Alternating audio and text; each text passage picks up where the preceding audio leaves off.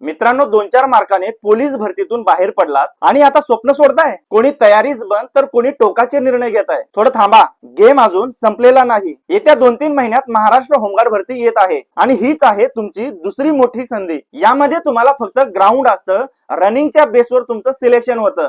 Running साठी मित्रांनो तुम्हाला 1600 मीटर आणि गोळाफेक हे दोनच इव्हेंट असतात. अगदी पोलीस डिपार्टमेंट मधील चालक पोलीस भरती सारखी टेस्ट असते. हाईट टेस्ट स्टँडर्ड, लेखी नाही किंवा खूप सोपी प्रक्रिया. प्रति दिवस 1283 इतका मानधन, एचडीएफसी बँकेचा 50 लाख रुपयाचा इन्शुरन्स कव्हरेज, 3 वर्षांनी सर्टिफिकेट आणि पोलीस भरतीमध्ये 5% आरक्षण. आता काही जण म्हणतील ड्युटी मिळत नाही. हो, ग्रामीण भागात हे थोडं कमी असतं, पण शहरामध्ये ड्युटी भरपूर आहे. आणि लक्षात ठेवा, येत्या काळात होमगार्ड मध्ये खूप मोठे बदल होणार आहेत. सिस्टीम सुद्धा स्टेबल होणार आहे आणि यामध्ये जरी आलं तर मित्रांनो आपलं टार्गेट पोलीस व्हायचं हेच आहे. आपल्याला फक्त 3 वर्ष काम करायचं आहे आणि 5% आरक्षणाचा फायदा घ्यायचा आहे. आज होमगार्ड तर उद्या पोलीस. रनिंग सोडली, प्रॅक्टिस बंद केली तर चान्स गेलाच म्हणून समजा. आणि या डिपार्टमेंटवर मित्रांनो संपूर्ण शासकीयच नियंत्रण असतं आणि चांगला मानधन वाढल्यामुळे तुम्हाला स्वतःला कमी समजायची काहीच आवश्यकता नाही. वर्दी कोणतीही असो, सन्मान तोच. होमगार्ड पासून पोलीस पर्यंत स्वप्न एकच, वर्दी.